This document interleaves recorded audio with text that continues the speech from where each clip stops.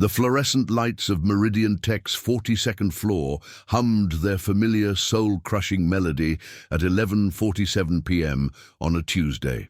Victoria Hammond sat at her desk, her fingers moving across the keyboard with the mechanical precision of someone who had stopped thinking about what she was typing approximately 3 hours ago. The Austin skyline stretched beyond the floor-to-ceiling windows, a scatter of amber and white lights against the dark Texas sky, indifferent to her suffering. She had been at the office since 7 in the morning. It was now nearly midnight. The stack of reports in her lap felt heavier than it should have been, or perhaps that was just the weight of her own exhaustion pressing down on her shoulders, making everything feel like it required superhuman effort. Victoria was 29 years old, possessed a master's degree in business administration from the University of Texas, and had been working at Meridian Tech for 5 years, climbing the corporate ladder with the determination of someone who had something to prove. But tonight, as the coffee in her mug had gone from hot to lukewarm to actively offensive, she found herself wondering what, exactly, she was trying to prove, and to whom. The email from Richard Kellerman, the outgoing CEO, had arrived at 6 p.m. Please compile the Q3 financial reports, competitor analysis, and market projections for the new CEO's first briefing tomorrow morning. Priority level, critical. Richard was leaving Meridian Tech after 12 years. The board had decided they needed fresh leadership and innovative vision. Corporate speak for, "We want someone younger who understands technology better and will accept a lower salary." The new CEO, Alexander Pierce, was arriving tomorrow morning from New York with a reputation that preceded him like the smell of expensive cologne in an elevator.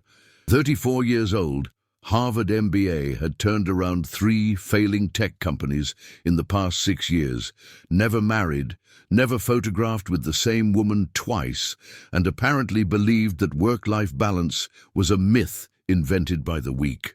Victoria had already formed several unflattering opinions about Alexander Pierce, and she had never met him. She was in the middle of formatting the 3rd spreadsheet when she heard the elevator ding at the far end of the floor.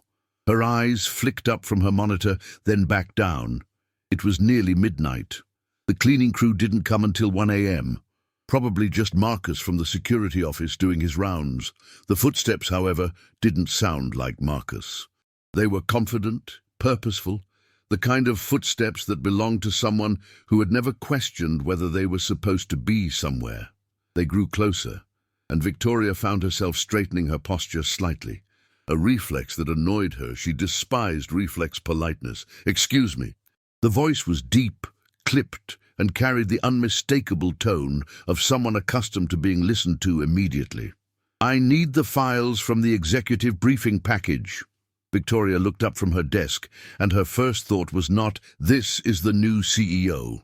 Her first thought was, "This man looks like he irons his socks." He was tall, probably 6 feet 2 or 3, with dark hair that appeared to have been cut by someone who specialized in making hair look expensive. He wore a charcoal suit that probably cost more than Victoria's monthly car payment, and his expression was arranged in the kind of neutral, moderately impatient mask that successful businessmen cultivated the way other people cultivated wine collections. Everything about him screamed money, privilege, and a fundamental disconnect from the concept of normal working hours. "The briefing package is on the shared drive," Victoria said, her tone suggesting that this was something he should have been capable of figuring out on his own. "Executive folder.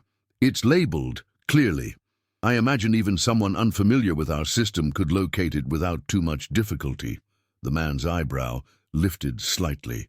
This, Victoria would later realize, was probably the moment when she should have recognized the warning signs.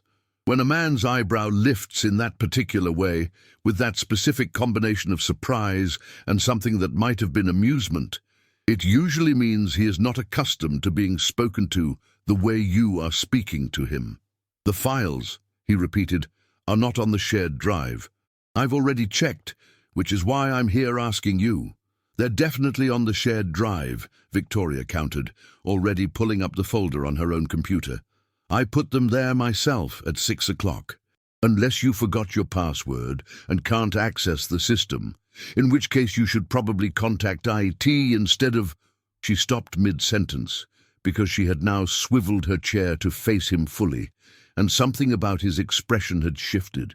It was subtle, just a slight tightening around the eyes, but it was there. I can access the system, he said quietly.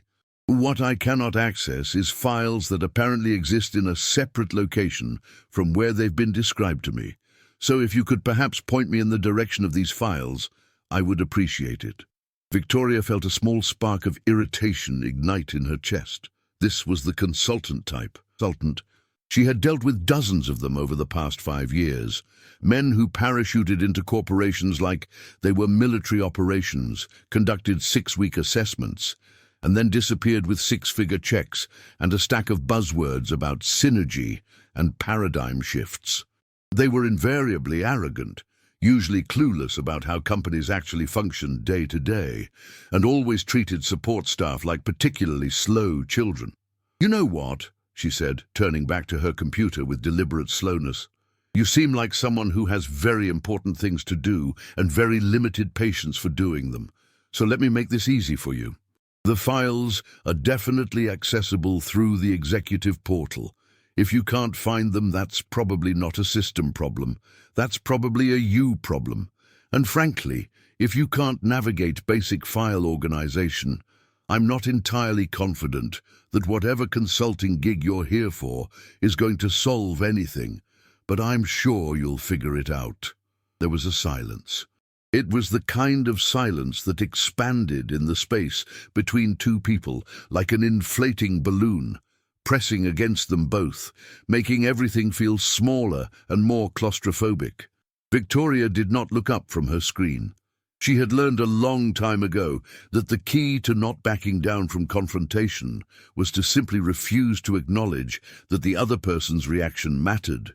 You know, the man said slowly, and Victoria could hear something in his voice now, something that might have been anger or might have been something else entirely. You're right. I probably should have been able to figure that out myself. What I'm struggling with is why someone who is clearly intelligent, clearly capable, and is apparently still working at nearly midnight on a Tuesday would choose to spend that time being deliberately unhelpful to a colleague who simply asked her a straightforward question. Victoria's fingers stilled on the keyboard. She could feel her face warming, and she hated that she could feel it warming because it meant this person had gotten under her skin, which meant he had won in whatever strange little interaction this was. I'm not being unhelpful, she said, not turning around. I'm being honest. And if honesty feels unhelpful, that probably says something about the culture of this company that you should understand before you get too deep into whatever assessment you're here to conduct. Is that so? Yes, Victoria said. Also, you're blocking the file cabinet, and I need the original hard copies of the competitor analysis, which are apparently somewhere in this office because the digital version keeps corrupting. So either let me past or point me toward wherever you'd like to stand instead of there. She swiveled her chair back around and stood, surprised by her own audacity. She had no idea who this man was, which meant she was either incredibly brave or incredibly stupid. She suspected it was the latter, but she had committed to the bit now, so she might as well see it through. Alexander Pierce, though she still did not know his name, stepped aside. He stepped aside and he watched her move past him with an expression that she could not quite decipher. It was not anger. She had expected anger. This was something else. This was something more dangerous in its own way because it suggested that he was filing this interaction away, cataloguing it, deciding what it meant. The files, he said quietly as she reached for the filing cabinet, are actually important. All files are important, Victoria replied, pulling open the cabinet with perhaps more force than was necessary. That's why they're called files and not suggestions. If you'd told me they were important from the beginning, instead of acting like I was supposed to telepathically understand your needs and your scheduling constraints, I might have been more helpful. But you didn't. You walked up to my desk like I'm some kind of personal assistant who should have been anticipating your arrival, instead of, someone you've never met before in your life. She turned back around with the folder in her hands, and for a moment, just for a moment, she saw something flash across his face. It might have been respect. It might have been genuine anger. It might have been the moment when her career at Meridian Tech began to collapse in slow motion. "Here," she said, thrusting the folder toward him. "Competitor analysis, original hard copy. You're welcome." He took the folder. His fingers brushed hers, and Victoria felt something completely unexpected and entirely unwelcome zip through her chest like electricity. She ignored it. She ignored it the way she had learned to ignore a lot of inconvenient feelings over the years. "Thank you," he said, and his tone had shifted again. It was softer now, almost amused. "I appreciate the assistance and the honesty." "You're welcome," Victoria said curtly, already turning back to her desk. "Good night." She heard his footsteps as he walked away, heard the elevator ding, heard the soft hydraulic hiss as the doors closed. Only then did she allow herself to slump back into her chair and put her head in her hands. She had just been incredibly rude to someone important. She was almost certain of it now. She had felt it the way you feel a storm coming, that shift in the air that suggests something significant is about to happen. Tomorrow, when that consultant, or whoever he was, reported back to Richard or the board or whoever he reported to, her name would come up. She would be remembered as the executive assistant who was rude to important people. She would probably be fired, or demoted, or assigned to the most awful projects imaginable.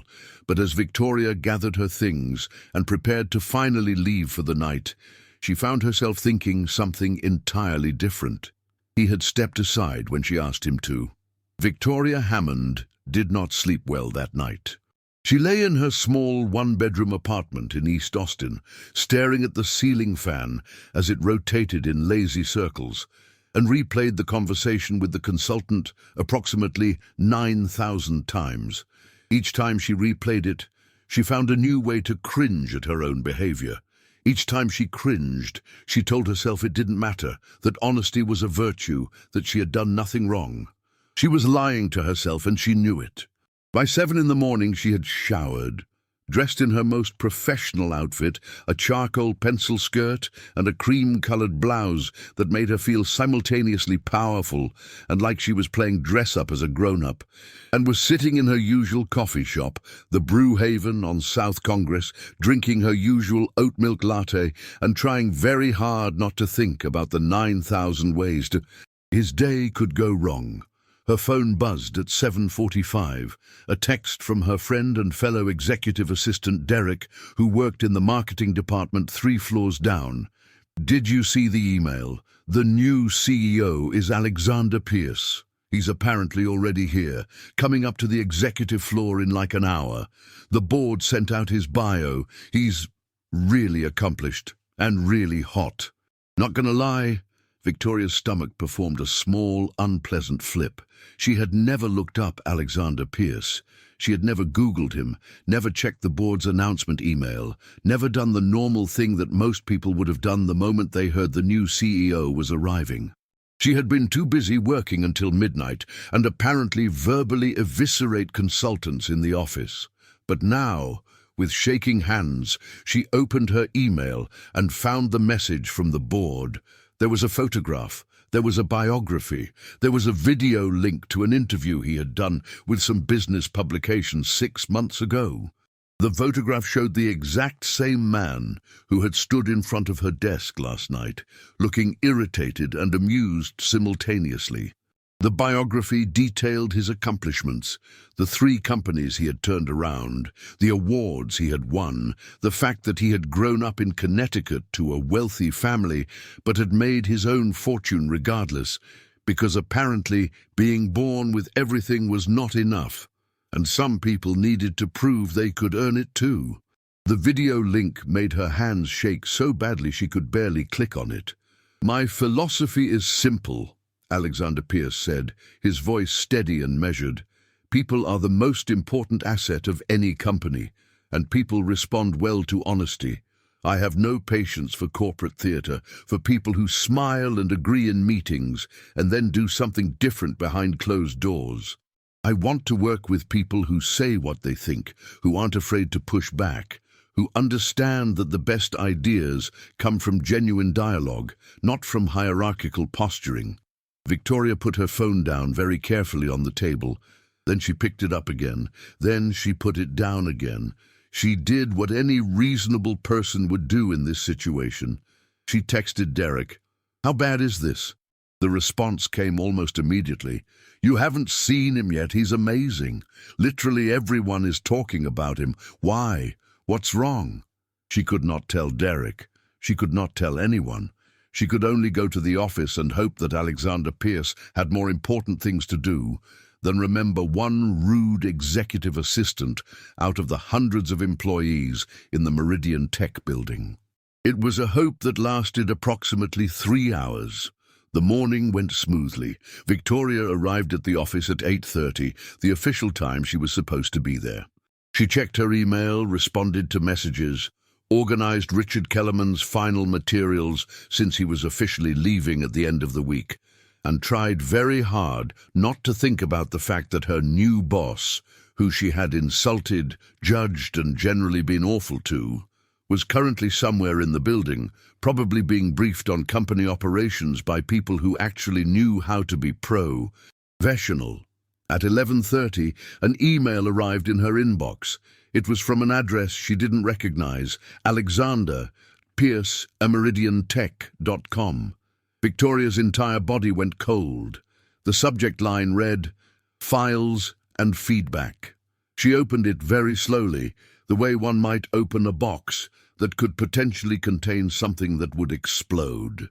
"Dear Victoria," it began, "thank you again for locating the files last evening. I appreciate your assistance and, more importantly, your directness. I would like to continue this conversation in a more formal setting. Would you be available for lunch today at 1 p.m. at the restaurant on the ground floor? My treat. I think we should reset, and I would prefer to do so in person rather than via email. Alexander Pierce." Victoria read the email 4 times. Then she read it backward. Then she read it again while holding her breath, as if the words might change if she approached them from a different angle. This was it. This was the moment. He was going to fire her, but he was going to do it over lunch so that she couldn't make a scene. He was going to be professional about it, civilized about it, the way rich people were civilized about everything, which somehow made it worse. She looked at the clock. It was 11:35. She had 1 hour and 25 minutes to prepare herself for professional termination. She texted Derek, "I think I'm about to get fired." Derek's response came immediately. "What? Why?" She could not explain via text. She did not have the bandwidth for that conversation. Instead, she opened her calendar and clicked accept on the meeting invitation, which had somehow already been added to her schedule. The next hour was spent in a state of suspended panic. Victoria updated her resume, not because she thought she would need it today, but because having it updated felt like a form of control. She looked at job postings. She calculated how much money she had in her savings account. She tried to eat lunch, found that her stomach had apparently relocated to a different dimension, and gave up. At 12:55, she stood up from her desk, checked her reflection in the darkened computer monitor. Her face looked pale, her lipstick perfect, her hair appropriately professional, and walked toward the elevator. The restaurant on the ground floor of the Meridian Tech building was called the Greenhouse, and it was the kind of place that tried very hard to be healthy and cool while serving $7 sandwiches to downtown Austin professionals. Victoria had eaten there approximately once a week for the past 5 years. She had never thought of it as the place where she would receive termination news, but apparently there was a first time for everything. Alexander Pierce was already at a table by the window when she arrived. He was still wearing a suit, a different suit, but essentially identical in its expression of wealth and power, and he was reading something on his phone with the kind of focused intensity that suggested whatever he was reading was more interesting than the woman who was currently walking toward his table and probably looking like she was marching toward her own execution. He looked up as she approached, and Victoria saw something shift in his expression. It was the same thing that had shifted last night, that moment of recognition or surprise or something she couldn't quite name. "Victoria," he said, standing up. He was even taller when you were standing next to him, she noted. It was irritating. "Thank you for coming. Please, sit." She sat. She folded her hands in her lap, then unfolded them because that looked too nervous. She folded them again. She was going to look like she was having a seizure at this rate. "I know why you asked me here," she said, deciding that offense was the best defense. "And I want to say, up front, that I take full responsibility for my behavior last night. I was unprofessional, and I was rude, and I shouldn't have spoken to you the way I did, regardless of the circumstances." Alexander Pierce blinked at her. It was a slow blink, the kind that suggested someone was recalibrating their understanding of reality. "I appreciate the apology," he said slowly, "but I don't think you understand why I asked you here." "Because you're firing me," Victoria said flatly. "And you're doing it in person because you're apparently a civilized human being, which makes it somehow more painful. I get it. I deserve it. I was terrible." "You weren't terrible," Alexander said. A small smile appeared at the corner of his mouth. "You were honest. There's a difference." The waiter arrived at that moment with menus, and there was a pause while they both made a show of looking at the options, neither of them actually reading anything. Victoria was fairly certain that Alexander Pierce had not actually registered the existence of the menu. She knew she hadn't. "When did you find out?" Victoria asked quietly, once the waiter had left them alone again. "This morning," Alexander said. "Richard showed me security footage from last night. He thought I should know about the altercation." "Altercation," Victoria repeated. "That's not what that was." "No," Alexander agreed. "It wasn't. What it was someone, you, telling me something that no one else in this company will say to my face. You don't care about my title. You don't care about my accomplishments. You called me out for being rude and presumptuous, which I was, and which I deserved." Victoria looked at him, really looked at him for the first time. He was younger than his photograph suggested. Or perhaps he just looked younger when he wasn't performing for a camera. There were small lines around his eyes that suggested he smiled more than his professional image indicated. His hands, folded on the table in front of him, were not the hands of someone who had never done actual work. They were the hands of someone who had fought for everything he had. "I don't understand what we're doing here," Victoria said. "I'd like to hire you as my executive assistant," Alexander said. "Officially. You'll report directly to me. Your salary will increase by 25%, and you'll get an additional week of vacation. More importantly, I want someone in that position who will tell me the truth, even when I don't want to hear it, especially when I don't want to hear it. Last night, you did that." It was refreshing. Victoria felt her stomach perform a complex series of acrobatics. "That's insane," she said. "Probably," Alexander agreed, "but good ideas usually are. What do you say?" The waiter returned, and they ordered. Victoria selected something at random, something involving chicken and vegetables, and Alexander ordered something that sounded equally random, and they sat in silence for a moment while the weight of what had just happened settled between them. "Why?" Victoria asked finally. "Why what? Why would you trust someone who was that rude to you?" "You don't know anything about me." Alexander Pierce picked up his water glass and took a long drink before he answered.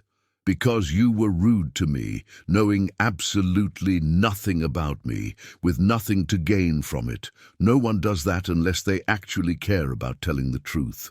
You weren't performing, you weren't strategizing, you were just honest. "I was tired," Victoria said. "Yes," he agreed. "And honesty usually comes out when we're too tired to filter it. So I'm going to trust that the honest version of you is the real version." The lunch continued from there. They talked about her role, about what he was hoping to accomplish at Meridian Tech, about the 3 companies he had turned around and what he had learned in the process. They talked about Austin, about why Victoria had chosen to stay in Texas when she could have moved to New York or San Francisco. They did not talk about the moment when his hand had brushed hers as he took the file, or about the way she kept noticing the exact shape of his mouth when he smiled, or about the fact that she was pretty sure she was about to make a very large mistake. By the time lunch ended, Victoria had accepted the position. She had shaken his hand across the table, trying very hard not to notice that his grip was warm and firm and entirely too present. She had walked back to the office with him, had sat across from him in his new office on the 43rd floor while he outlined his vision for the company, and had pretended that absolutely nothing had changed in the space of a single lunch. When she left his office at 4 p.m., Derek was waiting for her at her new desk, which was now outside Alexander Pierce's office instead of in the general administrative area, with an expression of intense curiosity. "What happened?" he demanded. "Everyone's talking about it. You got moved up. You got the executive assistant position. How did you do that?" "I have no idea," Victoria said honestly, sitting down at her new desk and trying to process the fact that her entire life had apparently restructured itself in the space of 24 hours. "I think I might have made a very large mistake." "What kind of mistake?" Derek asked. Victoria looked through the glass walls of the office behind her, where Alexander Pierce was on a video call, his expression focused and professional, and entirely unaware that she was looking at him. She looked back at Derek. "The kind that hasn't fully revealed itself yet?" she said. 2 weeks into her new position, Victoria Hammond had developed a comprehensive understanding of what torture felt like. It was not, as she had previously imagined, a matter of physical pain or dramatic suffering. It was, instead, the slow, systematic erosion of one's ability to function normally in the presence of another human being. It was sitting 8 feet away from someone, separated only by a glass partition and the pretense of professionalism, and trying very hard not to notice the way they drummed their fingers on the desk when they were thinking, or the sound of their voice when they were on the phone, negotiating with board members, or the fact that they had a very specific way of sighing when reviewing budget reports. That suggested they found most corporate financial planning to be fundamentally absurd. It was torture, in other words, of the most mundane and inescapable variety. Victoria had been trying very hard not to admit this to herself. She had been trying even harder not to admit it to Derek, who had become increasingly suspicious that something interesting was happening in her new role and was determined to extract the details like a dentist extracting a tooth. She had been trying, most of all, to maintain a professional demeanor that did not betray the fact that she was experiencing what could only be described as a significant and unwelcome attraction to her employer. The rational part of her brain, the part that had earned her a master's degree and had kept her employed in corporate environments for 5 years without major incident, kept reminding her of several important facts. 1. Alexander Pierce was her boss. Boss-employee romantic entanglements were a minefield of complications, professional risks, and general terrible decision-making. 2. She did not actually know him. She knew his resume, his professional accomplishments, his philosophy about corporate culture. She did not know his favorite food, or whether he was kind to waiters, or what he looked like when he genuinely laughed instead of smiled in that controlled, measured way he smiled in meetings. 3. He had hired her because she was useful to him, not because he was interested in her romantically. She was the equivalent of a very efficient filing system with opinions. Mistaking professional respect for attraction was exactly the kind of self-deceptive behavior that led to humiliation and forced job transitions.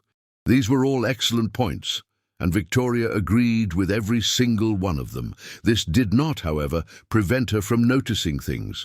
She noticed, for instance, that Alexander Pierce drank his coffee black and seemed to have an ethical objection to the company's expensive espresso machine, preferring instead to brew regular coffee in the break room like a normal human being.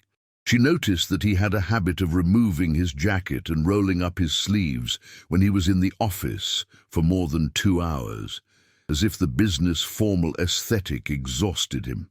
She noticed that he was left-handed and that he read email with his reading glasses on, which made him look simultaneously more intellectual and more vulnerable, and she hated herself for noticing that last part. Most importantly, she noticed that he seemed to have absolutely no romantic interest in her whatsoever. This was, she told herself, exactly what she wanted. This was the ideal situation. This was professional, appropriate, and sensible. She was lying to herself again. 3 weeks in, Alexander Pierce had called her into his office at 4:30 p.m. on a Friday, a time when most of the company was already mentally checked out for the weekend, when the glass-walled offices had that strange quality of being simultaneously crowded and empty. Victoria had gathered her notebook and her pen, had checked her reflection in the darkened computer monitor one more time, because apparently she had no self-control, and had walked into his office feeling like she was walking into a situation she didn't quite understand. "Close the door," Alexander said, not looking up from his computer screen. Victoria closed the door. This was not an unusual request. They had closed-door meetings all the time, usually involving sensitive financial information or strategic planning. This time, however, it felt like the door was closing on something more than just the rest of the office. "I wanted to talk to you about the Henderson pitch," Alexander said, finally looking up. "I've reviewed your notes from the market research meeting yesterday. They're thorough, but I think you missed something." "What?" Victoria asked, her professional instincts automatically clicking into gear. She had prepared for this meeting. She had done the research. She was confident in her analysis. "The emotional angle," Alexander said. He stood up and walked to the window, his hands in his pockets. "Henderson's company is struggling because they've positioned themselves as purely functional. They solve a problem, but no one cares about the solution, because no one feels connected to the brand. You've got all the data correct, the market demographics, the competitive landscape, the pricing strategy, but you haven't said anything about why someone would actually want to work with Henderson instead of working with someone else." Victoria felt something shift in her chest. This was not criticism disguised as feedback. This was genuine engagement with her ideas. This was someone taking her work seriously enough to push her beyond the obvious conclusions.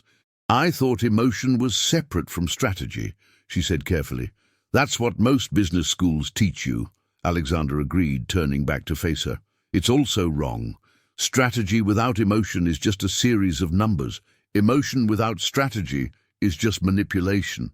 The best strategy is the one that acknowledges both." Indeed, he walked back to his desk and pulled up something on his computer, turning the monitor so she could see it.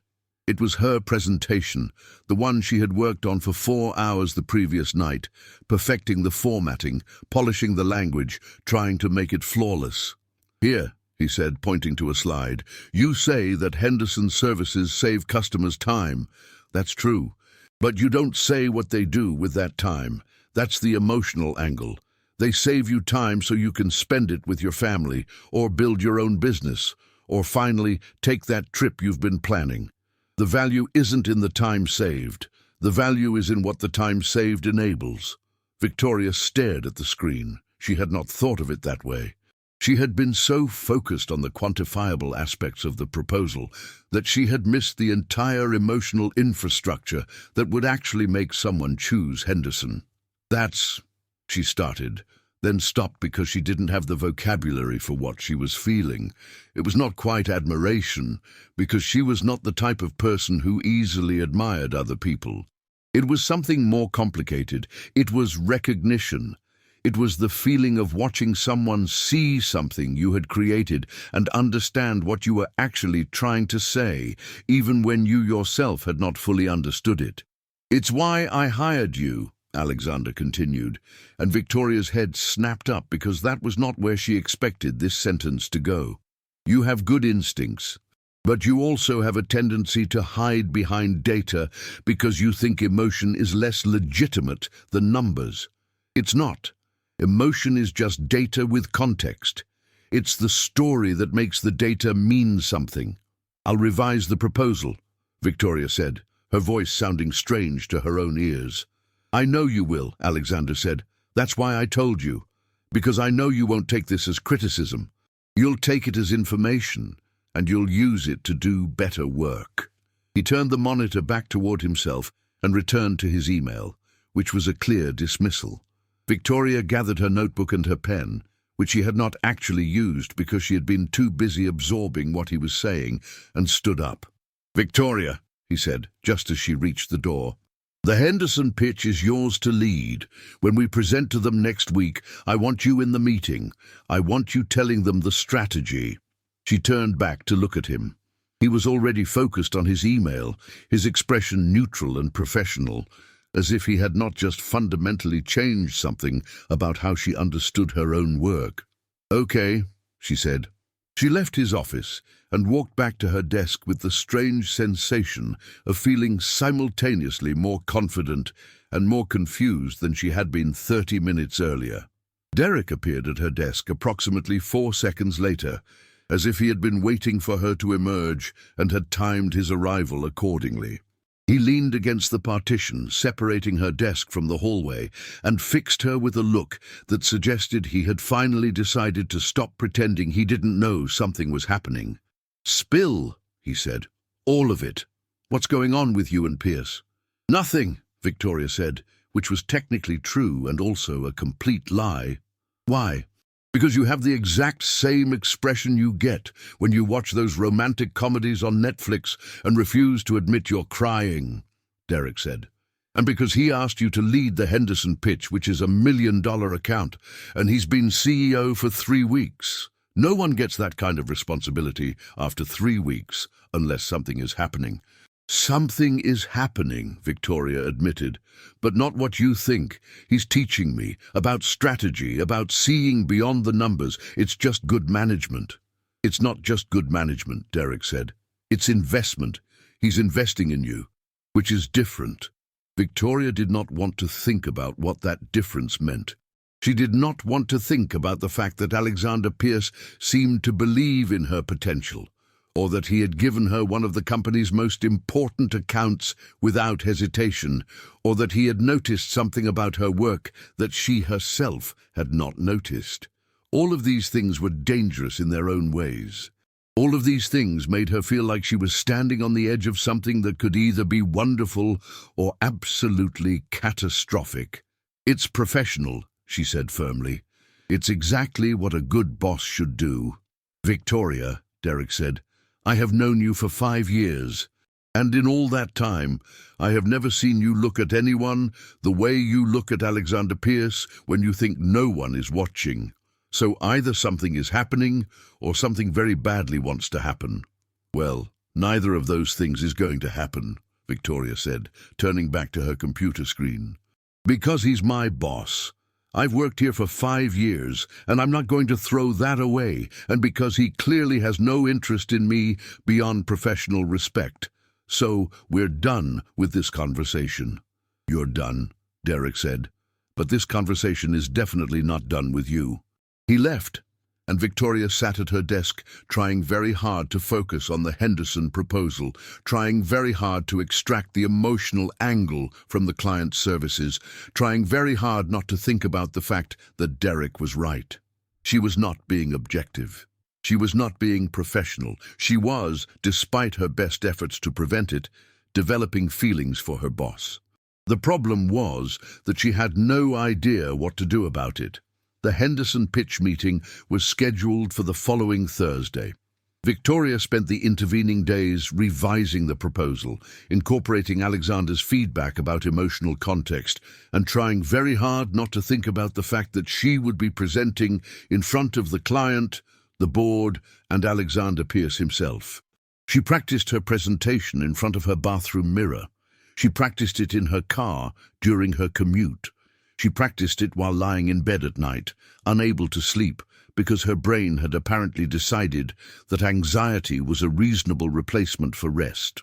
By Thursday morning, she was simultaneously the most prepared and the most terrified she had ever been for a professional presentation. She arrived at the office early, wore her best suit, a navy blue ensemble that made her feel competent and professional, and reviewed her notes one final time before the 10 a.m. meeting. At 9:55, Alexander appeared at her desk. He was wearing a charcoal suit that probably cost more than her entire wardrobe, and his expression was arranged in that calm, focused way it always was when he was about to enter an important meeting. "You ready?" he asked. "Completely prepared," Victoria said, "and absolutely terrified." "Good," Alexander said. "That's the right balance. If you were too confident, you'd miss the nuances of what they respond to. If you were too scared, you'd second-guess your instincts. Right in the middle is where you do your best work."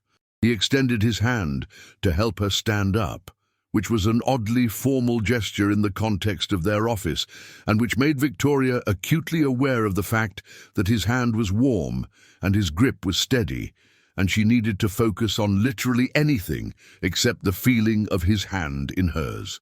"Let's go convince Henderson that we understand their business better than they do," he said. The conference room on the 41st floor had floor-to-ceiling windows overlooking downtown Austin. Victoria had walked past it hundreds of times without ever going inside. Now, as she took a seat at the enormous table and arranged her presentation materials in front of her, she felt the strange sensation of standing at a threshold. On one side was the version of herself that had been fine with being invisible, with doing her job well, but not drawing attention to herself, with maintaining a careful distance between ambition and action. On the other side was something else entirely. Henderson's representatives arrived at 10 a.m. There were 3 of them. A man in his 60s who was clearly the decision-maker, a woman in her 40s who was responsible for marketing, and a younger man who looked like he had been brought along for reasons he did not entirely understand. Victoria began her presentation. She talked about Henderson's market position, but she talked about it through the lens of their customers' lives. She showed data about time saved, but she contextualized it through stories about what that time enabled. She presented competitive analysis, but she framed it not as Henderson versus other companies, but as Henderson as the partner that understood what their customers really wanted. By the end of the presentation, 30 minutes later, the woman from the marketing department was leaning forward with her pen out, writing notes. The older man had his arms crossed, but his expression had softened from skepticism to genuine engagement. The younger man was openly staring at her with something that looked like impressed surprise. "This is good," the older man said when she finished. "This is really good. This is exactly what we've been missing. How did you understand this about our business when we've been struggling to articulate it ourselves?" Victoria glanced at Alexander, who was watching her with that specific expression he got when he was thinking about something carefully. He did not say anything. He let her answer. "I think," Victoria said slowly, "you understood it. You just couldn't quantify it. You couldn't make it mathematical enough to feel real in a business context. So I just made the numbers tell the story, instead of pretending the story wasn't important." The meeting ended 45 minutes later, with Henderson's representatives asking detailed questions about implementation, timeline, and cost. It ended with them saying they would like to move forward with Meridian Tech's proposal. It ended with handshakes and business cards and plans for a follow-up meeting the following month. When Victoria and Alexander returned to their office, she was shaking with adrenaline and something else she couldn't quite name. The presentation had gone well. Better than well. It had gone exactly right. "You were extraordinary," Alexander said, as they stood in the hallway outside the conference room. "You taught me how to do it," Victoria said. "I taught you how to think about it," Alexander corrected, "but you're the one who understood what it meant, and you're the one who made them see it." He was standing very close to her. Victoria became acutely aware of this fact. She became aware of the fact that they were alone in the hallway, that it was early enough in the day that most people were still in their offices or in the break room or anywhere except in this particular space at this particular moment. She became aware of the fact that she was holding her breath. "Thank you," she said, her voice sounding uncertain in a way she did not like, "for believing that I could do this." "I didn't believe it," Alexander said quietly. "I knew it. There's a difference." Victoria did not know what to do with the way he was looking at her. It was not the professional respect she had been telling herself was the only thing he felt. It was something more complicated and more dangerous. It was the look of someone who was noticing someone else, really noticing them, and being uncertain about what to do with that noticing. "We should probably," Victoria started, but she had no idea how to finish that sentence, so she just gestured vaguely in the direction of the office. "Probably," Alexander agreed. Neither of them moved. "Alexander," Victoria said, and the fact that she was using his first name instead of Mr. Pierce suggested that they had somehow crossed an invisible threshold without either of them consciously deciding to do so. "This is complicated." "Extremely complicated," he agreed. "I'm your boss. You work for me. Getting involved would be entirely inappropriate and would create all kinds of professional complications." "Yes," Victoria said. "Exactly. So we shouldn't." "We absolutely shouldn't," Alexander said. "It would be a terrible idea," Victoria said. "The worst," Alexander agreed, and then he kissed her. It was not a long kiss.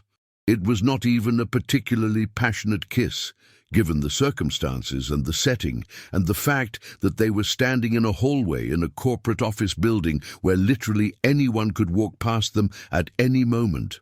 But it was a real kiss, in the sense that it contained genuine intent and genuine feeling and genuine recognition of the thing that had been building between them since the moment she had insulted him outside her filing cabinet 2 weeks earlier. When he pulled away, Victoria felt like she was floating and drowning simultaneously. "That was a terrible idea," she said breathlessly. "The worst," Alexander agreed, and he was smiling now, not in that controlled corporate way, but in the way that made him look younger and less like a CEO and more like an actual human being. "I'll probably regret it." "For sure," Victoria said. "This is going to make everything incredibly complicated." "Yes," Alexander said. "It will." He did not apologize. He did not seem to regret it, despite what he had said.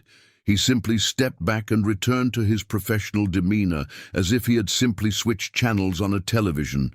But there was something different in his eyes now, something that said he was thinking about the fact that he had kissed her, and that he would probably kiss her again if circumstances were different. "We need to talk about this," Victoria said. "We do," Alexander agreed. "But not here, not now. This is a company, and we have professional obligations and ethical concerns." "So when?" Victoria asked. "Tonight," Alexander said. "There's a restaurant I like. The Odd Duck. Do you know it?" "I know it," Victoria said. It was a nice restaurant, the kind of place where people went when they wanted to have serious conversations away from their normal environment. 8 p.m., Alexander said. "As ourselves, not as boss and employee. Can you do that?" "I think so," Victoria said. "Good," Alexander said. He returned to his office and closed the door, leaving Victoria standing in the hallway with the feeling that her entire understanding of her life had just undergone a fundamental restructuring. She had 8 hours to figure out what she was going to do about the fact that she had just kissed her boss, and that she would probably be willing to do it again. and that this was possibly the most dangerous and wonderful mistake she had ever made. The Odd Duck was located in a converted warehouse in South Austin, the kind of restaurant that had exposed brick walls, dim lighting, and a menu that changed based on whatever the chef had decided was interesting that week. Victoria had been there twice before, once for a work dinner that she had not enjoyed, and once with Derek, who had spent 45 minutes debating whether the beet salad was deconstructed art or just beets. Tonight, as she walked through the door at 7:58 p.m., and she was grateful that the lighting was dim, because it meant Alexander would not be able to see exactly how nervous she looked. She had changed her outfit 3 times. The navy suit had felt too professional. The casual jeans and sweater had felt too casual.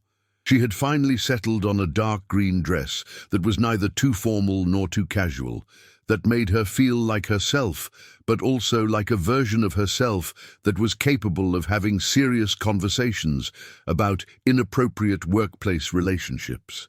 It was the best she could do under the circumstances. Alexander was already at a table in the back corner, the kind of table where 2 people could have a private conversation without worrying about being overheard by the rest of the restaurant. He had changed out of his suit and was wearing charcoal slacks and a cream-colored button-down shirt with the sleeves rolled up. He looked less like a CEO and more like someone who was capable of existing outside of corporate structures. Victoria found this both reassuring and terrifying. "Hi," she said, sitting down across from him. "Hi," he said back. There was a moment of silence. It was not uncomfortable exactly, but it was the kind of silence that contained weight, the kind of silence that existed in the space between 2 people who had recently kissed and were now trying to figure out what that meant and what they were supposed to do about it. The waiter arrived, as if summoned by the awkwardness, and they ordered drinks, a glass of white wine for Victoria, a beer for Alexander, and appetizers that neither of them was really paying attention to. Once the waiter had left, Alexander leaned back in his chair and looked at her with an expression that was difficult to read. "I need to be honest with you," he said. "And I need you to be honest with me. Because if we're going to do this, if we're going to continue this, whatever this is, then honesty is the only thing that matters. We can't afford the usual corporate politeness. We can't afford pretending that complications don't exist. Can you do that?" "I don't know," Victoria said, which was the most honest thing she could have said. "I've been trying very hard not to feel what I feel for the past 3 weeks. I've been trying very hard to convince myself that what's between us is just professional respect, and I've been doing a terrible job at it." "Why?" Alexander asked. "Why were you trying not to feel it?" "Because you're my boss," Victoria said. "Because I've worked very hard to build a career at Meridian Tech, and I don't want to jeopardize that. Because getting involved with someone I report to is complicated and messy and probably a violation of several company policies. Because I like my job, and I'm not sure I can like both you and my job simultaneously." Alexander nodded slowly as if he was absorbing what she had said and finding it exactly what he expected. "Those are all reasonable concerns," he said, "and they're also all true. This would be complicated. It would violate company policy. It would create professional complications. So let me ask you something. Do you think the reasonable concerns are actually reasons not to do this, or are they reasons to do it very carefully?"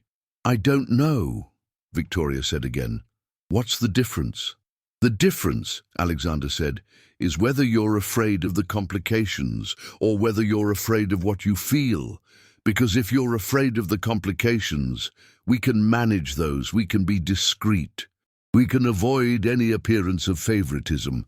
We can make sure that your career trajectory is not dependent on our personal relationship. But if you're afraid of what you feel, then we have a bigger problem." The waiter returned with their drinks, and Victoria took a long sip of her wine, buying herself time to think about what he had asked. "I'm afraid of both," she said finally. "I'm afraid of the complications because they're real and they matter. But I'm also afraid of what I feel because it's very new and very intense, and I don't entirely trust that I'm thinking clearly about it. For all I know, I'm just responding to the attention and the responsibility you've given me. I could be confusing gratitude with attraction. Could you? Alexander asked. Is that actually what you think, or is that what your rational brain is telling you because it's frightened? Victoria put down her wineglass and looked at him directly. I think, she said carefully, that I have never been attracted to someone the way I'm attracted to you. And I think that scares me, not because of the corporate complications, although those exist. It scares me because I've spent my entire adult life being very careful about maintaining control, and you make me feel like I don't have that control. You make me feel like I could do something impulsive and stupid, and I'm not sure I like feeling that way. I know, Alexander said quietly, because I feel the same way. Victoria's entire body went very still. She had not expected him to say that. She had expected him to acknowledge what she had said, perhaps to validate it, but not to mirror it back to her in a way that suggested he had been struggling with the same things. Why? She asked. Why would you feel that way? You're the one with all the power here. You're the one who created this situation. Because I don't actually have all the power, Alexander said. I have structural power, yes. I'm your boss. I control your employment. I can influence your career trajectory. But actual power, the power to make someone care about you, the power to make someone think about you when you're not in front of them, the power to make someone feel things they don't want to feel, that's not structural. That's personal. And you have that power over me. He leaned forward, his arms on the table, his expression serious and focused in a way that made it very clear he was not performing or strategizing. He was just saying something true. I hired you as my assistant because you were honest with me when no one else was willing to be, he continued. But I kept you in that position. I gave you responsibility. I invested in your development because I was looking for excuses to spend time with you. That was unprofessional. That was potentially manipulative, even if I didn't intend it to be. And you deserve to know that. Victoria felt something shift in her understanding of the past 3 weeks. She had thought of their interactions as purely professional, with maybe an undercurrent of something else. But he was suggesting that the professional development had been, in some fundamental way, a vehicle for something more personal. He was suggesting that his belief in her potential and his desire to see her succeed had been genuine, but also that those things had been entangled with feelings that were less appropriate. So, what do we do? She asked. I don't know, Alexander said. That's the honest answer. I know what I want to do. I want to continue this, whatever this is, openly and without pretense. But I also know that would create real complications at work, and I'm not willing to damage your career to satisfy my own desires. So the question is, what do you want to do? Their appetizers arrived at that moment. Crispy Brussels sprouts and some kind of cheese board with various accompaniments, and neither of them moved to eat anything.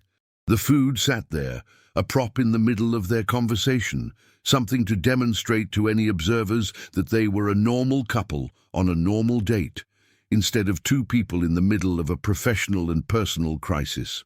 I want to understand what this actually is, Victoria said. I want to know if what I'm feeling is real or if it's just the novelty of the situation. I want to know if you actually care about me as a person, or if this is just about conquest or excitement. And I want to know if there's any way this could work without completely derailing both our careers. Fair questions, Alexander said. Let me try to answer them. What you're feeling is real.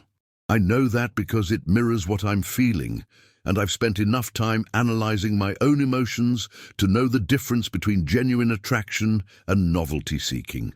You as a person matter to me. Your development matters to me. Your happiness matters to me. And yes, there's definitely an element of excitement here, but that's what attraction is. It's excitement and recognition and interest all combined together. He reached across the table and took her hand. It was a small gesture, but it felt significant. It felt like crossing another threshold. "As for whether this could work," he continued, "I think it could, but only if we're very deliberate about how we approach it. We would need to establish clear boundaries between our professional and personal relationships. We would need to make sure that any career advancement you receive is absolutely merit-based and can be documented as such. We would need to be discreet, at least for the first few months, while we figure out if this is actually sustainable." "And if it's not?" Victoria asked. "If we try this and it doesn't work out, what happens then?" "Then we end it professionally and we both move forward," Alexander said. "And yes, that would be uncomfortable, but it would also be manageable as long as we're both committed to managing it responsibly." Victoria sat with that for a moment.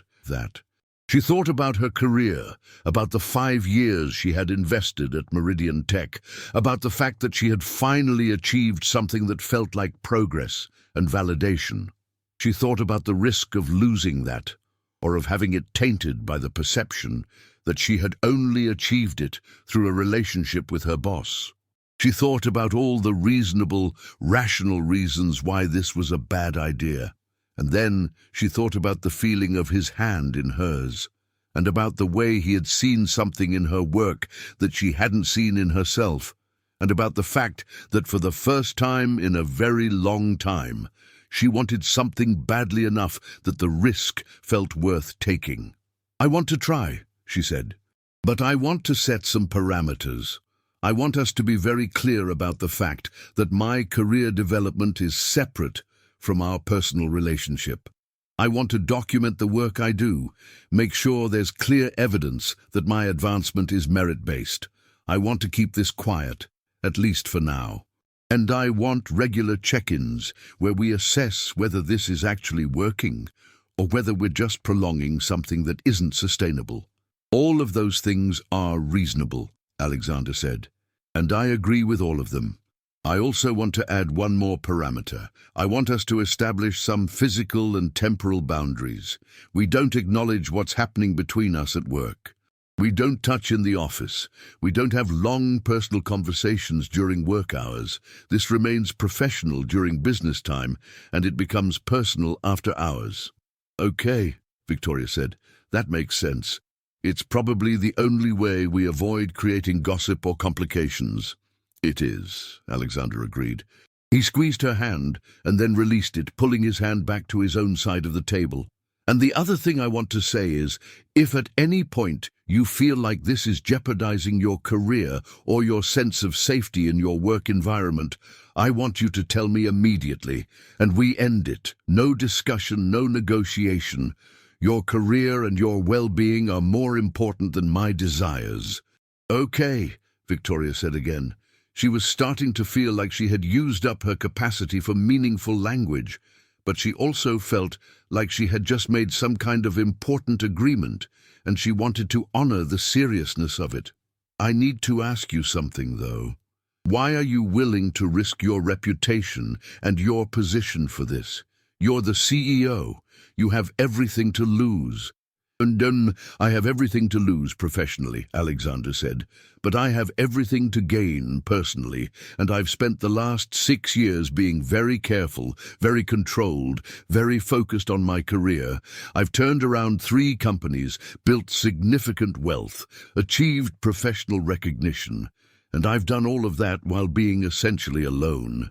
So when someone comes along who challenges me, who makes me feel something, who reminds me that there are things more important than professional advancement, I'm willing to take the risk." He paused, and there was something vulnerable in his expression that Victoria had not seen before. "Also," he said, "I'm tired of being alone, and you make me not feel alone." Victoria felt her throat tighten with emotion. She had not expected him to be that honest, that raw, that willing to admit something so fundamentally human and fundamentally necessary. She reached across the table and took his hand again, and this time she held on. They sat like that for a moment, in the dim lighting of the restaurant, with their untouched appetizers in front of them, and the entire restaurant existing around them in a kind of blurred background. It was the kind of moment that was supposed to feel romantic and perfect, and it did, but it also felt terrifying and complicated and full of the potential for things to go very wrong. "We should probably eat something," Alexander said finally, "and then we should probably plan how we're going to navigate this at the office, because Monday morning is going to arrive whether we're ready for it or not." They did eat after that.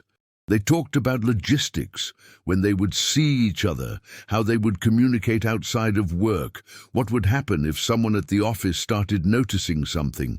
They talked about their lives outside of work, which was something they had not done before. Victoria learned that Alexander grew up in Connecticut, but had fallen in love with Texas during his MBA program and had never left. She learned that his father was a lawyer and his mother was a therapist, and that he had one younger sister who worked in non-profit development in San Francisco. She learned that he had studied philosophy as an undergraduate, which explained why he thought so much about the conceptual underpinnings of business strategy. Alexander learned that Victoria had grown up in Austin, that her parents had both been educators, that she had chosen business because she wanted to understand how the world actually worked rather than how it should work. He learned that she had tried to move to New York after college, had hated it after 6 months, and had come back to Austin feeling like she had failed. He learned that Meridian Tech had been her way of trying to build something meaningful in her hometown, and that she had been afraid for a very long time that she would never be successful. By the time they left the restaurant at 10:30 p.m., Victoria felt like she knew him in a way she had not known him before. Not just as a boss or as someone she was attracted to, but as an actual human being with a history and vulnerabilities and genuine reasons for being the way he was. They walked to the parking lot together, and Alexander walked her to her car, an old Honda Civic that was held together primarily by spite and optimism. When they reached it, he turned to face her. "I'm going to kiss you again," he said, "because I want to, and because after tonight, I'm not going to be able to do this in the office. And I don't know when the next opportunity will be. Is that okay?" "Yes," Victoria said. So he kissed her, there in the parking lot of a restaurant in South Austin, and it was longer this time and more deliberate and full of something that felt like promise. When he pulled away, Victoria was smiling despite the complexity of what they had just agreed to. "Monday," she said. "Monday," he agreed. "We go back to being professional, and we figure out how to do this without letting anyone know that anything is different." "Which will be extremely difficult," Victoria said, "because I'm probably going to be extremely aware of you not being aware of me in the office." "That's called acting," Alexander said, "and we're both going to have to be very good at it." Victoria drove home in a state of pleasant confusion, her mind spinning with everything that had happened in the span of a few hours. She had kissed her boss. She had agreed to pursue something with her boss that violated company policy and created professional complications. And somehow, despite all of that, it felt like the first genuine decision she had made in a very long time. By Monday morning, she was ready to discover that she was apparently a much better actor than she had given herself credit for. 3 months into their secret relationship, Victoria had developed a comprehensive understanding of what it felt like to live a double life. There was the Victoria that existed in the office, professional, competent, maintaining appropriate distance from Alexander Pierce, the CEO. There was the Victoria that existed outside the office, the one who spent Thursday and Friday nights at Alexander's apartment in downtown Austin, who knew exactly how he took his coffee on weekend mornings, who had learned that he was ticklish on his ribs and that he talked in his sleep about spreadsheets and quarterly reports. The two versions of Victoria were separated by approximately 50 feet of office space and a carefully maintained facade that she was becoming increasingly skilled at maintaining. "You're doing it again," Derek said, materializing at her desk on a Wednesday afternoon in late April, with the persistence of a ghost who had decided that social boundaries were not worth respecting. "You're smiling at your computer like it just told you a joke." "I'm smiling at an email," Victoria said, which was technically true. The email was from Alexander, sent from his office to hers, discussing a revised budget proposal for the Henderson account. The actual content of the email was professional and unremarkable. The subtext, however, a reference to dinner plans that evening, and a carefully encoded compliment about something she had said in yesterday's strategy meeting, made the email feel like a small secret message hidden in plain sight. "You're smiling at an email in a way that suggests the email contains information that is not strictly professional," Derek said, sitting on the edge of her desk in a way that was clearly designed to be annoying. "Victoria, I have known you for 5 years, and in all that time I have never seen you look happy. You've looked determined, you've looked frustrated. You've looked like you're solving complex problems, but you've never looked happy the way you look happy now." "I'm just in a good mood," Victoria said, turning back to her computer. "Is that not allowed?" "It's allowed," Derek said. "I'm just wondering what's causing it. And my money is on the fact that it has something to do with a certain CEO who has also been in an unusually good mood lately. He's been smiling more. He's been less intense. He even laughed in the board meeting yesterday, which I'm pretty sure is a sign of the apocalypse." "That's not my responsibility," Victoria said firmly. If Mr. Pierce is in a good mood, that's probably because business is going well. We closed the Henderson account. Revenue is up. That's a reasonable explanation for improved morale." "Victoria," Derek said, "I'm going to say something, and I want you to listen to me very carefully. If something is happening between you and Alexander Pierce, that's your business. I'm not going to judge you, and I'm not going to go around telling people about it. But you should know that you're not hiding it as well as you think you are. The way you look at him when he walks past your desk, the way you're always perfectly put together on the days he's in the office, the way you've suddenly become interested in attending every strategy meeting, even the boring ones." Victoria felt her face go warm. She had thought she was being careful. She had thought the boundaries they had established, no acknowledgement at work, no physical contact, strictly professional interactions, were sufficient to keep their relationship under wraps. Apparently, she had underestimated how much her own behavior had shifted. "I don't know what you're talking about," she said, but her voice lacked conviction. "That's fine," Derek said, standing up from her desk. "You don't have to tell me, but I'm telling you, be careful. People notice things. And if the wrong people notice things, it could get very complicated very quickly." He left, and Victoria sat at her desk, trying very hard to focus on work, trying very hard not to think about the fact that Derek was right, that she was probably not being as careful as she thought she was, that the attention she was paying to Alexander in the office was probably more obvious than she wanted it to be. That evening, when she arrived at his apartment, a modern loft in the domain area, all exposed brick and floor-to-ceiling windows, she mentioned Derek's observations. Alexander was cooking dinner, which was something he had started doing in the past month, something that Victoria found inexplicably attractive and deeply unsettling. A CEO who could cook was a CEO who challenged assumptions about what successful men were supposed to be. "Derek is perceptive," Alexander said, stirring something that smelled like it contained approximately 17 different herbs. "And he's right to call you out. We need to be more careful." "I thought we were being careful," Victoria said, sitting at the kitchen island with a glass of wine. "I thought we were maintaining appropriate distance and professionalism." "We are," Alexander said, "but you're also becoming a person who is visibly happy at work, and that's making people curious. Happiness is a kind of transparency. It's very difficult to hide." "So what do we do?" Victoria asked. "Do I go back to being miserable at work so no one notices I'm actually happy?" "No," Alexander said. He turned to face her, wooden spoon in hand, looking simultaneously ridiculous and endearing. "I think we need to expand our circle of people who know, not the entire office, but at least one person. Someone who can help us manage the perceptions and the complications." Victoria had not expected this. Who? She asked. Richard, Alexander said. He's leaving at the end of next month anyway, so there's less organizational risk, and he's been friends with me for years, before I became CEO. He would understand the situation, and he would be discreet. Won't he think you're taking advantage of me? Victoria asked. Won't he worry about the power dynamics? Probably, Alexander said.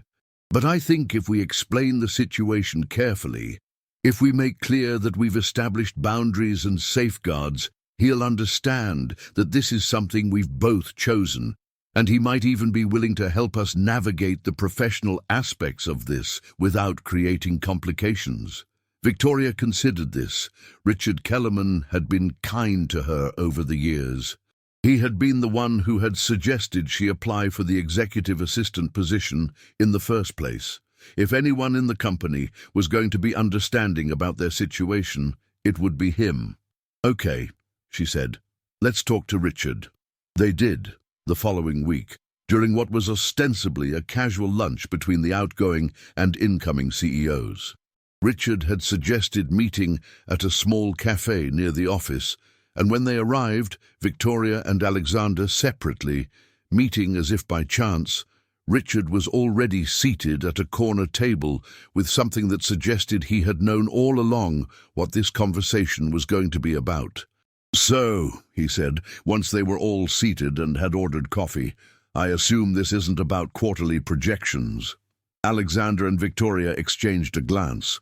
This had been their agreed-upon signal, the moment at which one of them would begin the conversation that they had rehearsed extensively. We wanted to talk to you about Victoria and me, Alexander said. About the fact that our professional relationship has extended into a personal one. Richard took a long sip of his coffee, his expression unreadable. Victoria felt her stomach clench. This was the moment where everything could fall apart, where the adult supervision in the form of the outgoing CEO could decide that this was too complicated, too inappropriate, too risky. How long? Richard asked finally. 3 months, Victoria said. Since approximately 2 weeks after Alexander became CEO. And how serious is this? Richard asked. Very serious, Alexander said. Serious enough that I wanted to tell you rather than having you find out through office gossip. Serious enough that we've established clear boundaries and safeguards. Serious enough that I'm willing to risk my position here if necessary to make sure Victoria's career is not damaged by this relationship. Richard looked at Victoria. Is that how you feel about it? That he's willing to risk his position? I think, Victoria said carefully, that we've both been very deliberate about establishing professional parameters that ensure my career advancement is merit-based and documented. But yes, I believe Alexander cares about my well-being more than he cares about his job, which is actually part of why I trust that this relationship is genuine. Richard set down his coffee cup and leaned back in his chair. For a long moment he didn't say anything. Victoria found herself holding her breath, the way she had held her breath in that moment 3 months ago, when she had realized who Alexander actually was, when she had understood that she had made a spectacular and wonderful mistake. I'm going to tell you something, Richard said finally, that I think you both need to hear. About 10 years ago, I met someone at a conference. She was sharp, brilliant, and working for one of our competitors. Over the course of about 6 months, I became increasingly attracted to her. And I did absolutely nothing about it because I was married at the time and because I thought that was the responsible thing to do. He paused, and there was something in his expression that suggested he was remembering something that still had power over him. We eventually divorced, he continued. My marriage fell apart for reasons that had nothing to do with her, but that also had nothing to do with the fact that my attention was divided. And by the time I was actually free to pursue something with her, she had moved on. She was engaged to someone else. And I spent years wondering what would have happened if I had been brave enough to acknowledge what I felt. He looked at both of them, and his expression was gentle and understanding. I'm not saying you should have done anything differently, he said. I'm not saying that pursuing a relationship with your employee was the right call, Alexander, but I am saying that I understand why you did. And I'm saying that if you've both been thoughtful about how you're navigating this, if you've established clear boundaries, then I'm not going to judge you for it. People fall in love. It's inconvenient and complicated, but it happens. And sometimes the complications are worth it. Victoria felt her eyes getting warm. She had not expected this level of understanding, this level of forgiveness for the situation they had created. She had expected judgment, or at least resigned disapproval. What she was getting instead was compassion. "Thank you," Alexander said quietly. "What I am going to say," Richard continued, "is that you need to be very careful moving forward. The fact that I understand and support this doesn't mean the rest of the company will. You need to make sure that Victoria's promotion, and there will be a promotion, I assume, is completely documented and undeniable. You need to make sure that no one can claim she advanced because of her relationship with you. And you need to make sure that if this falls apart, you can both maintain professionalism and mutual respect." "We've already established those parameters," Victoria said. "We've documented all of my work on major accounts. My contribution to the Henderson project is completely traceable." "Good," Richard said. "Then I think you're as prepared as you can be. And I'll be honest with you, if anyone finds out about this before you're ready for them to know, I would appreciate it if you told me first, so I can help manage the narrative before it becomes something that damages either of you." "You would do that?" Alexander asked. "Even though you're leaving?" "Especially because I'm leaving," Richard said. "I have no vested interest in office politics anymore. But I have a vested interest in both of you being okay. So yes, I would do that." They left the cafe approximately 30 minutes later, having discussed logistics and potential complications, and the fact that Richard would be available as a resource if things became complicated. By the time they returned to the office, Victoria first, with a 15-minute gap, Alexander after, Victoria felt like they had somehow crossed another threshold. They were no longer completely alone in their secret. They had an ally, someone who understood the situation and was willing to help them navigate it. That evening, at Alexander's apartment, as they lay in his bed with the lights off and the sounds of downtown Austin drifting through the open windows, Victoria asked him something that had been bothering her for weeks. "Do you regret it?" she asked. "The relationship, I mean. Do you regret the complications it's created?" "No," Alexander said immediately. "Do you?" "Sometimes," Victoria admitted. "Sometimes I regret it because I'm terrified of losing my job or my reputation. But in the moments when I'm not terrified, I don't regret it at all. I think I'm happier than I've ever been. And I think that matters more than the complications." Alexander pulled her closer, and Victoria rested her head on his chest, listening to the steady rhythm of his heartbeat.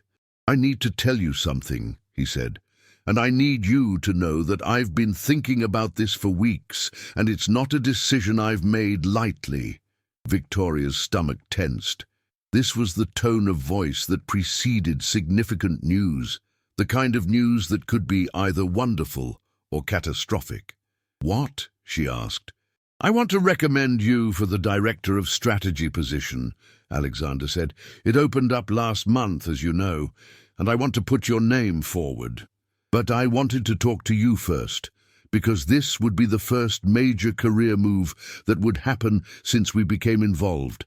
And I need to be absolutely certain that you want this for the right reasons, and that you understand it will likely raise questions." Victoria felt her breath catch. The Director of Strategy position was the next step on the corporate ladder, the position that would put her on track for higher-level management. It was everything she had been working toward for 5 years. It was also, she was very aware, a position that might raise eyebrows if she was known to be dating the CEO. "I want it," she said. I want it for the right reasons, because I think I'm capable of doing excellent work in that position, because I've earned it through demonstrated competence and successful project management, and because it's the next logical step in my career trajectory. But I'm also aware that people might think I got it because of our relationship, which is why we need to be very careful about how we present it, Alexander said. We need to make sure that my recommendation is backed up by documentation, by feedback from other team members, by demonstrated results. We need to make sure that no one can claim this was anything other than a merit-based decision. How do we do that? Victoria asked.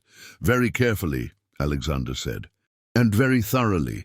But I believe we can do it, because the truth is, you're the most qualified candidate for that position. And the truth is defensible if we document it properly.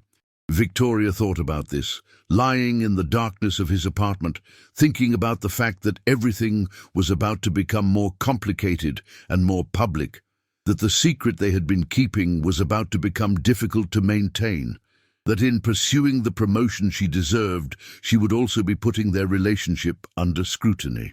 Okay, she said. Let's do it. You're sure? Alexander asked. I'm sure, Victoria said. I'm not going to let fear stop me from pursuing something I've earned. I've already made that mistake too many times. The following Monday, Alexander called her into his office and asked her, formally and with the office door open, so that people could see them discussing what appeared to be a professional matter, if she would be willing to apply for the Director of Strategy position. Victoria, playing her part perfectly, said that she would be honored to be considered. She drafted her application carefully, highlighting her work on the Henderson project, her contributions to strategy development, her demonstrated ability to understand both the quantitative and qualitative aspects of business decisions. 2 weeks later, she interviewed for the position in front of a panel of 3 board members and Alexander. She presented her vision for the strategy department, discussed her experience, answered their questions with the perfect balance of confidence and humility. By the time she left the interview, she had the distinct sense that the position was hers to lose. 3 days later, Richard sent her an email congratulating her on her new position. 2 days after that, the official announcement was made. Victoria Hammond was being promoted to Director of Strategy, effective immediately, with a salary increase of 35%. The announcement went out to the entire company via email. Derek immediately appeared at her new office, a slightly larger office on the same floor as Alexander's, with a bottle of wine and an expression that was part celebration and part, "I know there's more to this story than you're telling me. I'm proud of you," he said, setting the wine down on her desk. "But I also noticed that this promotion happened approximately 1 month after you stopped trying to hide the fact that you're in love with Alexander Pierce." "I'm not in love with him," Victoria said, even though it was a lie, and they both knew it was a lie. "Yes, you are," Derek said, "and he's in love with you. And you just got promoted because you deserve it, but also because he trusts you and believes in you, and that's actually really beautiful, in a complicated and ethically questionable way." After Derek left, Victoria sat in her new office and allowed herself to feel the weight of what had just happened. She had achieved something significant. She had earned something through demonstrated competence and hard work, and she had done it while in a relationship with her boss, which created all kinds of complications and risks and potential for disaster. But she had also done it, and it felt real, and it felt like the beginning of something, even though she had no idea what that something was going to be. 6 months into her position as Director of Strategy, Victoria Hammond was sitting in a conference room on the 44th floor of the Meridian Tech Building, presenting a comprehensive market analysis to the board of directors, when she realized that her entire life had somehow become the thing she had been most afraid of. She had become someone whose career advancement could be questioned. She had become someone whose professional accomplishments might be attributed to personal relationships rather than merit. She had become someone whose success was complicated by the fact that she was in love with the person who had the power to influence her career. And somehow, despite all of that, she was also the most fulfilled she had ever been. The presentation was going well. The board was engaged, asking informed questions, responding positively to her strategic recommendations. She had prepared extensively for this meeting, not because she felt she had anything to prove, but because she wanted to demonstrate that her promotion had been justified, that the confidence Alexander had placed in her was not misplaced. When the meeting ended at 4:30 p.m., and the board members filed out with nods of approval, and Victoria gathered her materials with the careful precision of someone who knew she was being watched. At least 2 members of the board had been skeptical about her promotion. She had learned through careful observation and Derek's occasional intel. 2 members who had questioned whether promoting someone so close to the CEO was a wise decision. 2 members whose opinions could be swayed by demonstrations of competence and strategic thinking. This presentation had been designed in part to sway them. Alexander did not acknowledge her as she left the conference room. They had become expert at this particular dance, the maintenance of professional distance in public spaces, the careful negotiation of eye contact and body language that suggested nothing more than collegial respect. It was a dance that had become increasingly difficult as their relationship had deepened, as she had learned more about him, as she had become more aware of what it cost him to maintain this facade. She was walking back to her office when her phone buzzed with a text message from an unknown number. "My office, 5 minutes, lock the door behind you." Victoria's stomach performed a small, familiar flip. They had established rules about this: no contact during office hours unless it was absolutely necessary, no private meetings that could raise questions.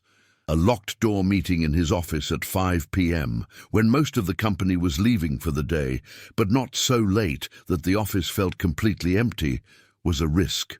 It was also, she knew, something important. She arrived at his office at 5:03 p.m., locked the door behind her as instructed, and found Alexander standing at the window, looking out at the Austin skyline, which was beginning to shift from the bright clarity of late afternoon to the softer golds and purples of early evening. "What's wrong?" she asked immediately. "Did something happen?" "Nothing's wrong," Alexander said, turning to face her. "Something's right, actually, which is why I needed to see you and why I needed it to be private." He moved toward her and, in a break from their established protocol, took her hand. They did not touch at work. They had agreed, explicitly and carefully, that touch was not worth the risk. But he was touching her now, and his hand was warm and steady and communicating something that Victoria could not quite interpret. "I need to tell you something," he said, "and I need you to know that I've been thinking about this for months, and it's not a decision I've made lightly, and it's not something I'm doing because I feel obligated or pressured. I'm doing it because it's what I want." "Okay," Victoria said slowly. "You're scaring me a little bit." "I'm asking you to marry me," Alexander said. Victoria felt the world tilt slightly on its axis. She had not been expecting this. She had been expecting him to tell her that someone at the company had discovered their relationship, or that he had received a job offer somewhere else, or that something had shifted in his feelings. She had not been expecting a marriage proposal. "What?" she said. "I'm asking you to marry me," Alexander repeated. He reached into his jacket pocket and pulled out a small velvet box. He opened it, and inside was a diamond ring, not ostentatious, but elegant and simple, and somehow exactly what Victoria would have chosen if she had been choosing. "I love you. I have loved you since approximately the moment you told me that I had a corporate robot energy, and I'm going to continue loving you for the rest of my life, and I would like to marry you." Victoria stared at the ring. She stared at Alexander. She stared at the ring again. "This is insane," she said finally. "Completely insane," Alexander agreed. "Which is why I wanted to ask you privately, before we tell anyone else, before we deal with the complications and the questions and the logistics. I wanted you to know that what I'm asking for is you, regardless of the complications, regardless of the fact that we work together, regardless of the fact that people are going to question whether your career advancement was merit-based. I'm asking you to marry me because I love you and I want to spend my life with you. What about your job? Victoria asked. What about the complications at work? What about the fact that this is going to make everything so much more complicated? I don't care about my job, Alexander said. Or rather, I care about it, but not more than I care about you. If marrying you means I have to step down as CEO, then I'll step down. If it means there's gossip and questions and complications, then we'll navigate those things together. But I'm not willing to give you up to maintain a professional image. Not anymore. Victoria felt tears starting to form in her eyes, which was embarrassing and inconvenient and also absolutely necessary. You can't do that, she said. You can't throw away your career for me. I'm not throwing away my career, Alexander said. I'm prioritizing my life. There's a difference. And I've been thinking about this, Victoria. I've been thinking about the fact that I spent the 6 years before I met you building businesses and building wealth and building a professional legacy. And I was successful. I accomplished everything I set out to accomplish, but I was also alone. And then you came into my life and told me I had corporate robot energy, and suddenly everything made more sense. Suddenly, success felt like something that was worth pursuing, not because of external validation, but because I had someone to share it with. He took the ring from the box and held it up. So I'm asking you again, and I'm asking you to really hear what I'm saying. Victoria Hammond, will you marry me? Victoria thought about the past 6 months. She thought about the way her career had flourished, the way she had grown as a professional and as a person. She thought about the fact that none of that would have been possible without Alexander's belief in her, without his willingness to take professional risks to support her development. She thought about the way he looked at her when he thought no one was watching, about the conversations they had late into the night, about the fact that for the first time in her life she felt genuinely understood by another human being. She thought about Derek, who had figured out their relationship months ago and had never said a word to anyone. She thought about Richard, who had supported them when they had chosen to be honest about what was happening between them. She thought about the Henderson pitch, and about the moment when Alexander had kissed her in the hallway, and about all the moments since then that had felt like they were moving towards something significant. Yes, she said, yes, I'll marry you. Alexander slipped the ring onto her finger, and it fit perfectly, which should not have been a surprise, but somehow was. And then he kissed her, there in his office with the door locked and the city beginning to twinkle with evening lights outside the window. And it felt like a promise and a commitment and an acknowledgement that they had somehow managed to navigate the impossible and arrive at something real. We still need to talk about logistics, Victoria said when he finally pulled away. About how we're going to tell people, about how we're going to manage the professional complications, about what this is actually going to look like in practical terms. We do, Alexander agreed, but not tonight. Tonight, I just want you to know that you're engaged to me, and that I love you, and that I'm going to spend the rest of my life making sure you know how much I value you. They left his office separately, with a 15-minute gap, maintaining the facade of professionalism even in the midst of the fact that everything had just changed. Victoria drove home in a state of euphoria and mild panic, staring at the ring on her finger, trying to process the fact that her life had somehow shifted from a carefully managed secret to a commitment that would eventually have to become public. She texted Derek, "We need to talk. Call me when you get home." Derek called approximately 10 minutes later, and Victoria told him everything. She told him about the proposal, about Alexander's willingness to sacrifice his position, about the fact that she had said yes despite the complications, despite the fact that their relationship would eventually have to become public, despite the fact that her career would likely be subject to scrutiny and speculation.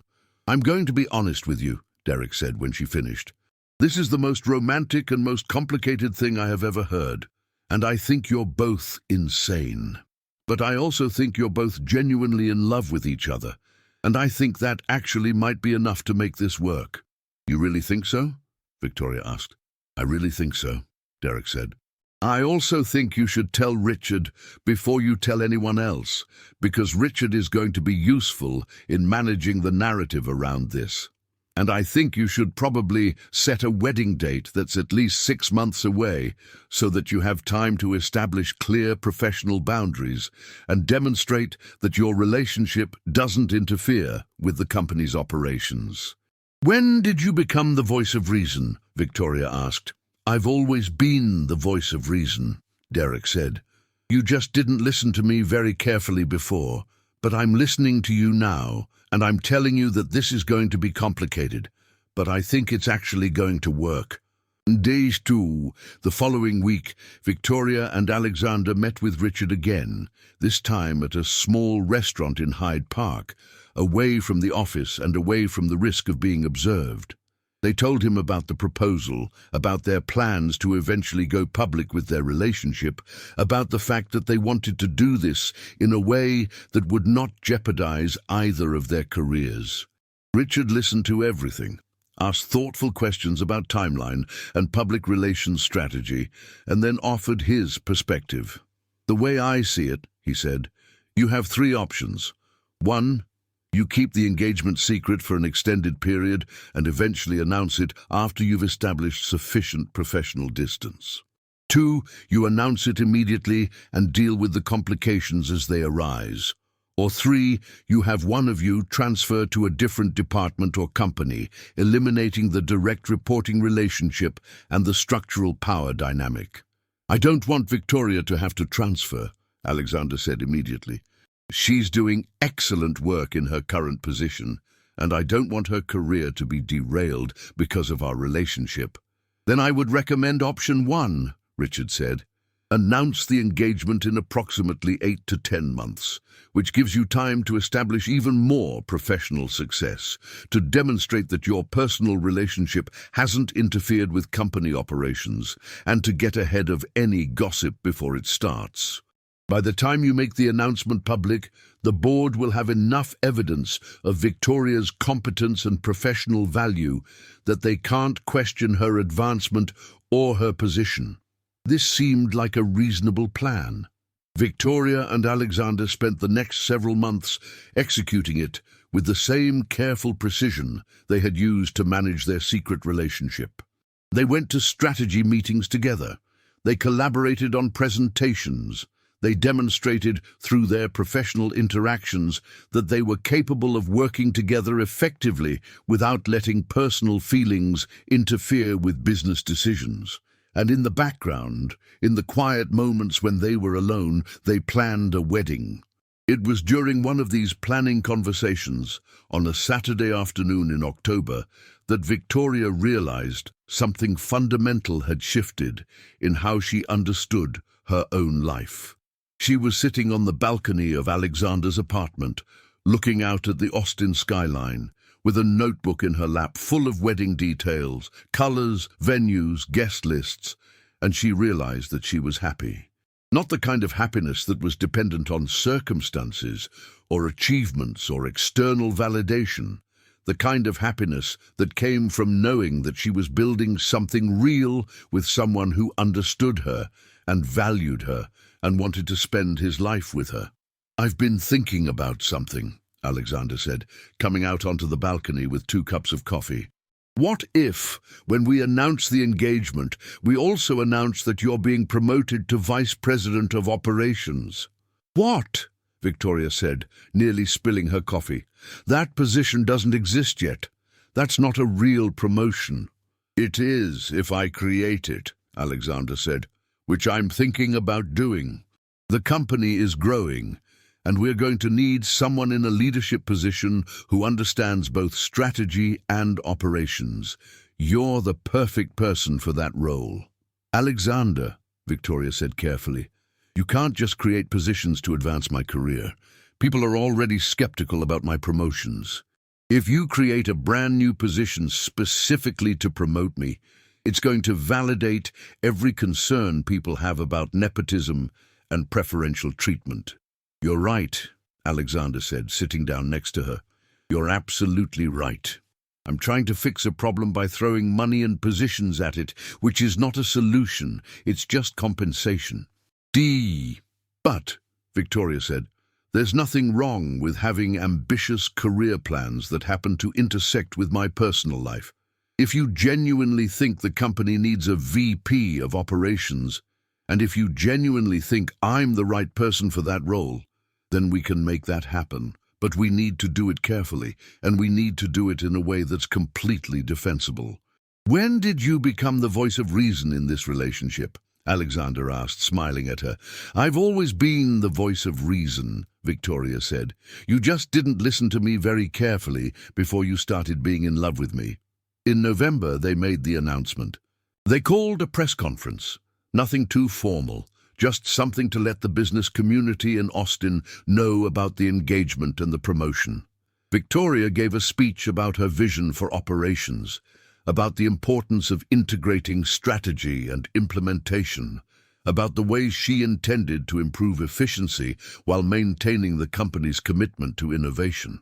Alexander gave a speech about Victoria's capabilities and her contributions to the company, framing the promotion as a natural evolution of her career growth.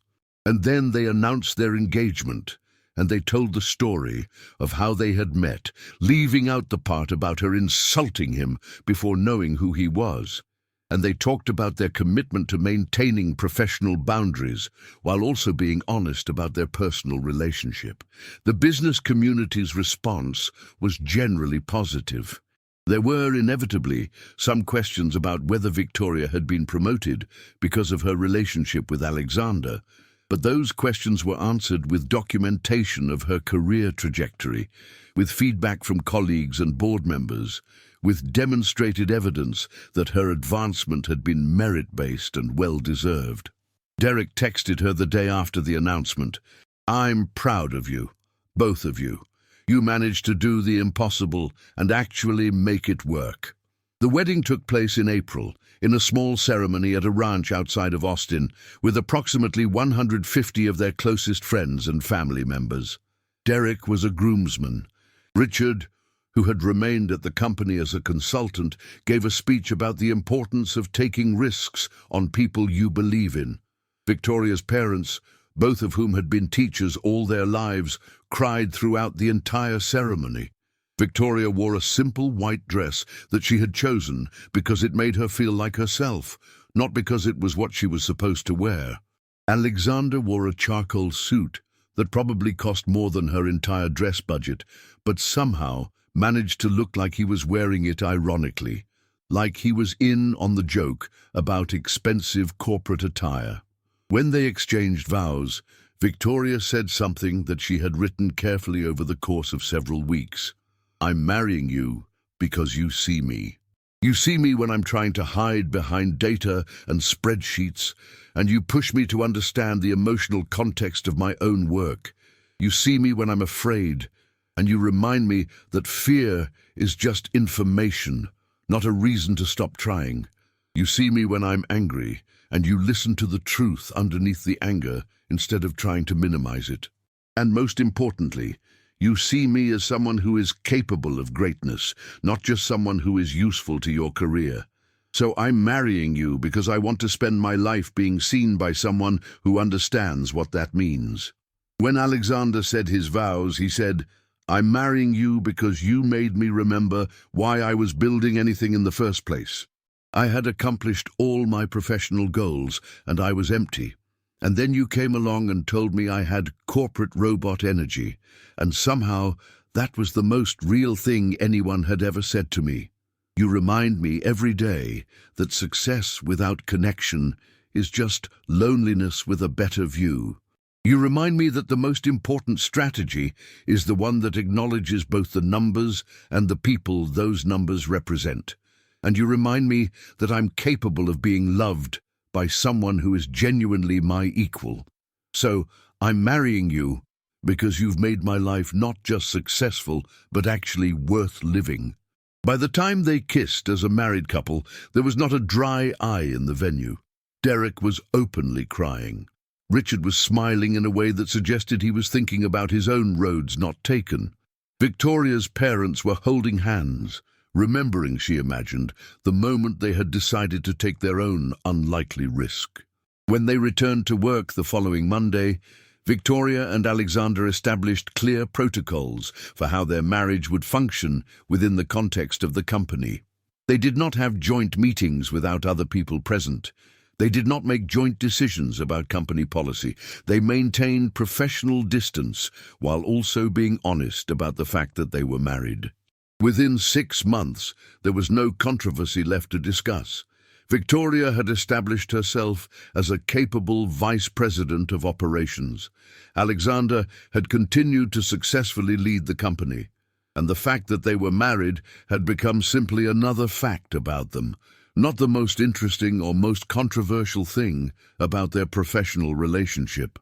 By the time Victoria discovered she was pregnant, in early autumn, the company had moved forward to other concerns and other challenges.